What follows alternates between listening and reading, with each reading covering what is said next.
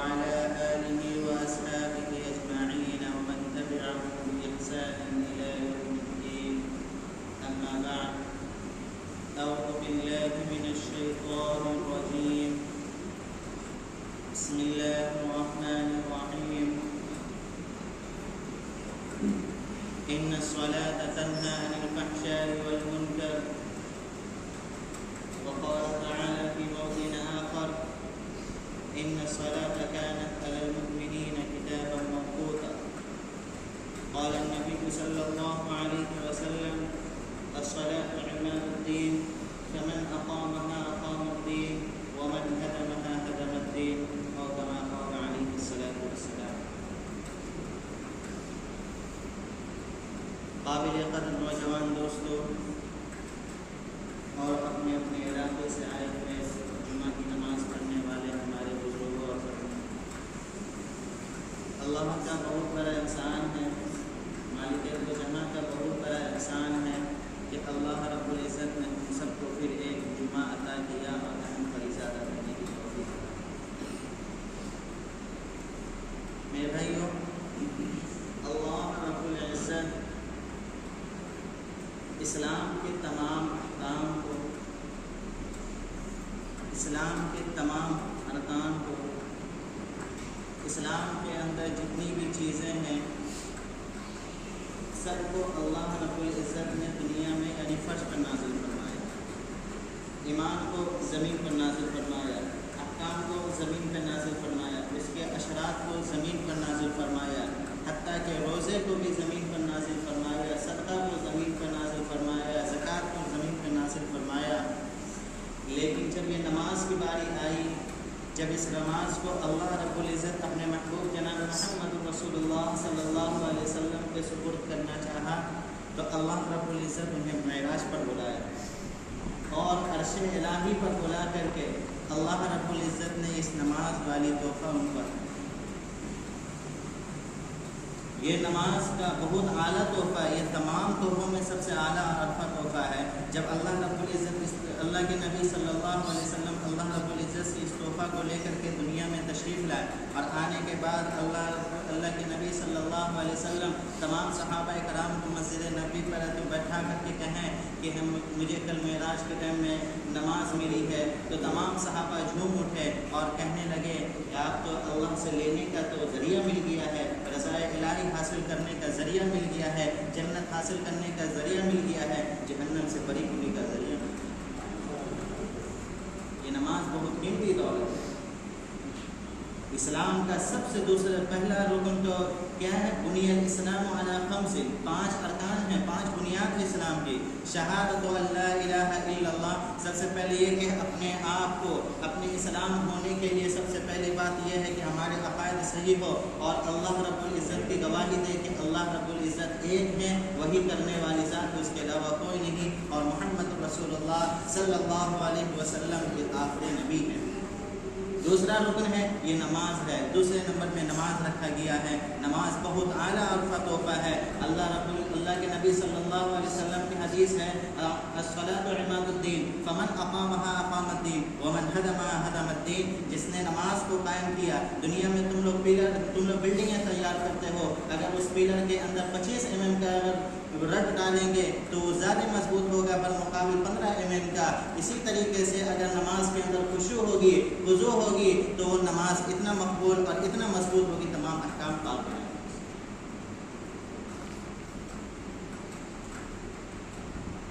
اللہ کے نبی صلی اللہ علیہ وسلم اس نماز کے بارے میں بتائے ہیں کہ جس نے نماز کو قائم کیا گویا کہ دین کو قائم کیا، ومن هدمها هدم الدین، اور جس نے نماز کو چھوڑ دیا گویا کہ دین کے پورے بنیاد کو گرا کر کے ختم کر دیا۔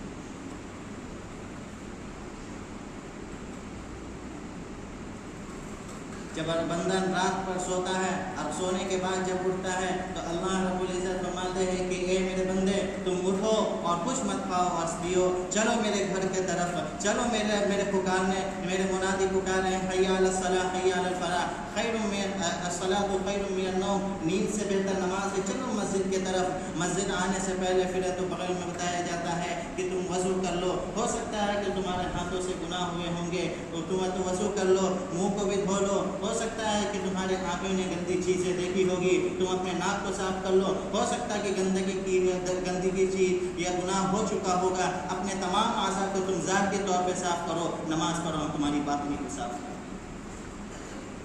नमाज पढ़ो, हम तुम्हारे बातनी को साफ कर देंगे। और एक वक्त की नमाज पढ़ो, दूसरे वक्त की नमाज पढ़ने से पहले और दोनों के दरमियान वाले गुनाह को माफ करो।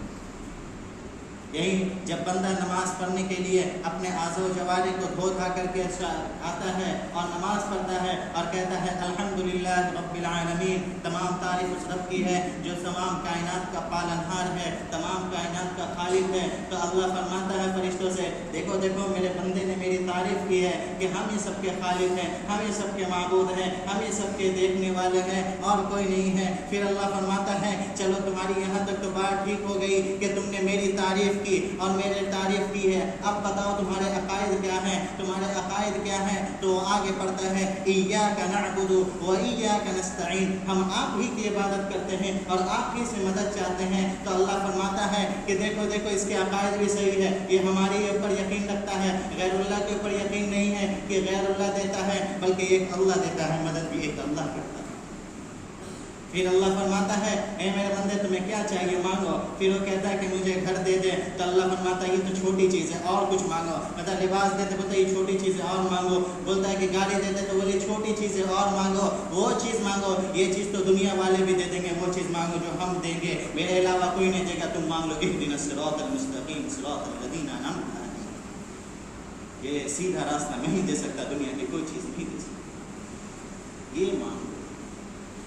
आज हमारे अंदर और हमारे अंदर सबसे ज़्यादा कमज़ोरी और सबसे ज़्यादा खराबी और सबसे तो काहिली सुस्ती नमाज के अंदर पाई जाती है।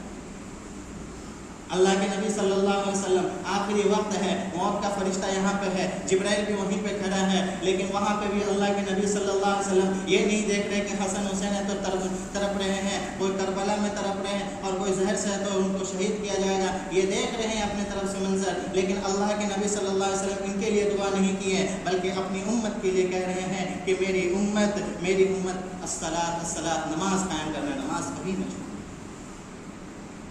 नमाज कभी ना छोड़ना। हमारे नबी सल्लल्लाहु अलैहि वसल्लम रात भर नमाज में दुआएं करते, उम्मत के लिए रोते रोते उनकी आँख सूख जाती है। आज हमारा हाल ये है कि सोते सोते आँख सूख जाती है।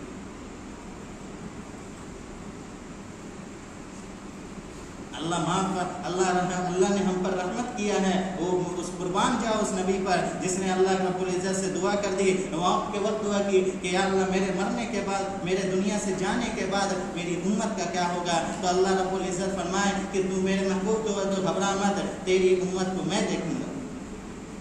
अल्लाह की कसम, अगर अल्लाह के नबी सल्लल्लाहु अलैहि वसल्लम उस वक्त ये दुआ ना करते तो आज भी हम पहले कौमों की तरह खिंजीर सुअर बनकर बने रहते।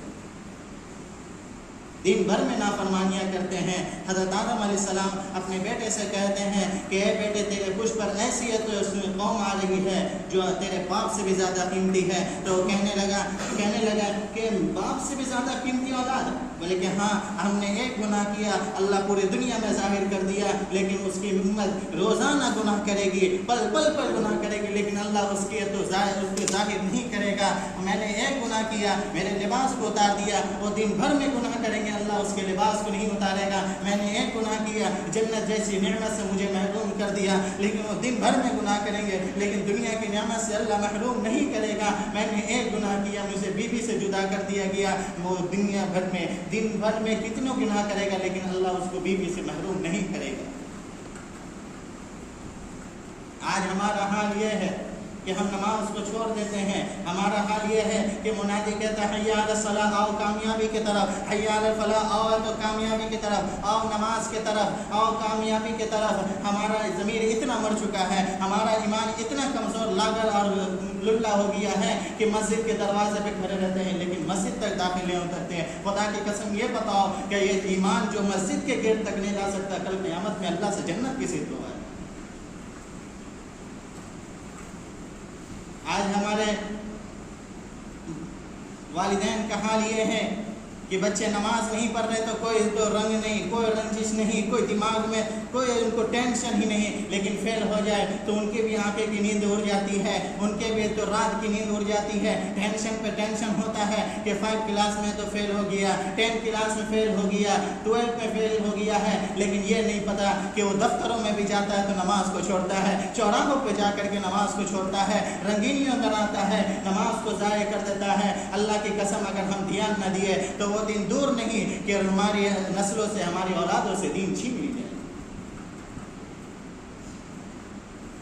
حضرت عمر فاروق رضی اللہ عنہ امامت کر رہے تھے، فجر کی نماز پڑھا رہے تھے، فجر کی نماز پڑھاتے پڑھاتے پیچھے ایک یہودی تھا جس کا نام فیروز تھا، حضرت عمر فاروق رضی اللہ عنہ کو خنجر مارتا ہے نماز کے درمیان، وہ لہو لہان ہو جاتے ہیں، اور اسی لہو لہان زیادہ خون گرنے کی وجہ سے پیچھے سے عبد الرحمن بن عوف کو آگے کرتے ہیں اور اپنے پیچھے جا کر کے بے ہوش ہو جاتے ہیں۔ ان کے بعد ان کو جب ہوش آتا ہے، جب ان کا ازالہ ختم ہوتا ہے تو فوراً کہتے ہیں کہ نماز قائم ہوئی، نماز پڑھی؟ بولے ہاں ہاں پڑھی گئی ہے۔ تو پھر وہ چیخ کر کے کہا لا حظ فی الاسلام لمن لا صلاۃ اللہ، کہ جس نے بھی نماز کو قائم نہیں کیا اس کا اسلام میں کوئی حصہ نہیں۔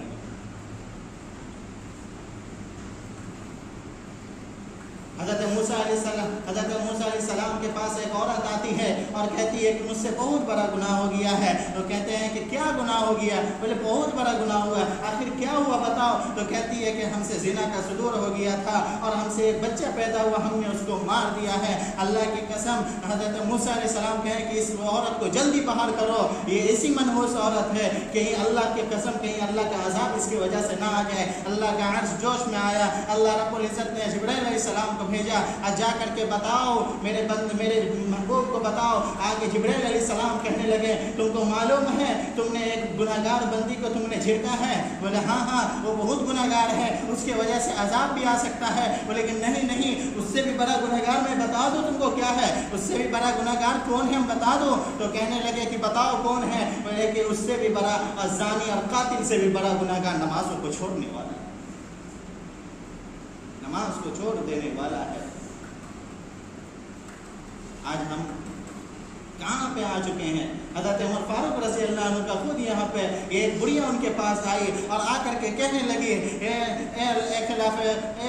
ابو امیر المؤمنین ہمارا تیل راستے میں گر گیا تھا، اس زمین نے اس کو جذب کر لیا۔ حضرت عمر فاروق رضی اللہ عنہ ایک پرزہ لیے اور پرزہ میں لکھ رہے تھے اور لکھ کر کے بولے کہ یہ پرزہ اماں جا کر کے اسی جگہ ڈال دے جہاں تیرا تیل گرا تھا۔ وہ لے جاتے ہیں اور اسی جگہ پرزہ رکھتے ہیں تو خدا کی قسم وہ تیل پورا کا پورا زمین اگل دیتا ہے۔ لوگ پریشان ہو جاتے ہیں، حیران ہو جاتے ہیں آخر اس کے اندر لکھی کیا چیز تھی، آخر اس کے اندر آخر کون سی چیز لکھی ہوئی تھی جس کی وجہ سے زمین بھی کانپ گئی۔ زمین جب کانپ گئی ہے اور تیل کو نکال دی ہے تو لوگوں کے بھیڑ جمع ہوا اور اس پرزہ کو اٹھا کر کے دیکھا تو اس پرزہ میں لکھا ہوا تھا اے زمین، میرے بھائیو اس لفظ کو تو اپنے تو دریچے میں اتار لو، کان کے گوشے گوشے گزار میں اتار لو۔ اس پرزہ میں لکھا ہوا تھا اے زمین تو اس بڑھے کا تیل واپس کر دے، اے زمین تو اس بڑھے کا تیل واپس کر دے، ورنہ تیرے زمین تیرے پیٹ کے اندر اور تیرے اندر ایسے ایسے لوگوں کو دفن کروں گا جو تارک الصلاۃ یعنی نمازوں کو چھوڑنے والا،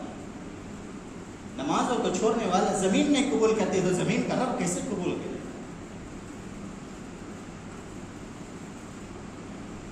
ابھی اللہ نے موقع دیا ہے، اللہ فرماتا ہے کہ پورے آسمان زمین کو درمیان میں جتنے خلا ہے گناہ سے بھر دو اور میرے پاس آؤ، امن یجیب المضطر اذا دعا، اور آ کر کے صرف ایک بار آنسو بہا دو، اور آنسو بہانے سے پہلے خدا کی قسم ولو یعجل الناس الشر استعجال لهم بالخير لقضي اليهم اجلهم، کہ تمہارے آنکھ کے اندر آنسو رہیں گے اس کے نکلنے سے پہلے میں تمہارے گناہ کو معاف کر دوں، میرے پاس آؤ تو اگر نہیں ہے تو رونا آ رہا ہے کم سے کم رونے جیسی شکل تو بنا کے دیکھو، تمہارا رب بیٹھا ہے قبول کرنے کے لیے۔ ان اللہ یحب التوابین، بے شک تمہارا رب تمہارا پروردگار توبہ کو بہت پسند کرتا ہے۔ آج بھی ہمارے پاس وقت ہے، ہم اپنے اولادوں کو اپنے نسلوں کو اگر تو آباد کرنا چاہتے ہیں، ہم چاہتے ہیں کہ ہماری نسلیں تو دین کی خدمت میں تو گامزن ہو، ہمارے نسلوں سے دین کی خدمت لی جائے، تو خدا کی قسم ابھی بھی وقت ہے ہم اپنے گھر والے کو اپنے نسلوں کو دین کے تو دائی دین کا شدائی نماز کا پابند بنائیں۔ ورنہ میرے بھائیوں، میرے مسلمانوں، آج تمہارے اعمال نے، تمہارے تک کبر کرنے نے تمہیں کہاں لا کر کھڑا کر دیا؟ تمہارے بچے راستے چوراہے پہ چلتے پھرتے رہتے ہیں، ڈھیر رات تک ہے تو گھومتے رہتے ہیں، تمہاری بچیاں غیر قوموں کے بچوں کے ساتھ بھاگ کر شادیاں کر رہی ہے، تمہارے نابالغ بچوں کے زبان پر گالیاں ہیں۔ خدا کی قسم اگر تم دین کی قدر نہ کرو گے، اس دین کی حفاظت نہ کرو گے، اس دین کو تم اپنے اندر بجا نہ لاؤ گے، تم اپنے گھر والوں پر بجا نہ لاؤ گے، تو وہ دن دور نہیں کہ یہ دین کو بھی تمہارے نسلوں سے چھین لیا جائے۔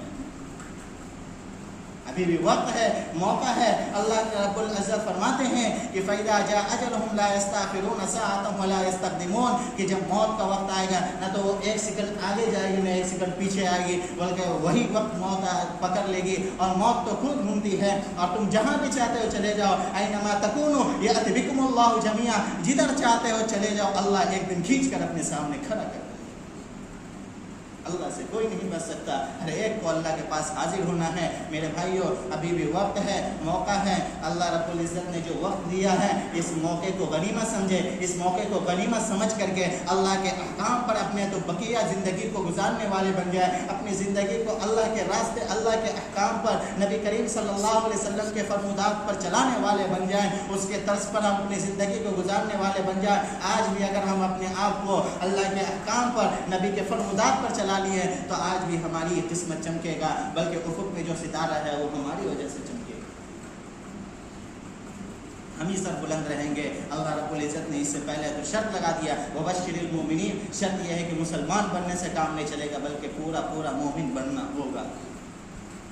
میرے بھائیوں، اسی چند بات پر میں اپنے تقریر کو اس دعا کے سپرد کرتے جا رہا ہوں کہ اللہ رب العزت ہم سب کو اپنے احکام پر عمل پیرا بنا دے، اپنے نبی کے تو طریقے والا بنا دے، اور ہم سب سے دین کے لیے، دیر کے لیے، دور کے لیے قبول کر لے۔ پڑھ نماز پنج گانا نہ کر کوئی بہانہ، پڑھ نماز پنج گانا نہ کر کوئی بہانہ، اس میں ہے تیری جنت ورنہ دوزخ ہے تیرا ٹھکانہ۔ وآخر دعوانا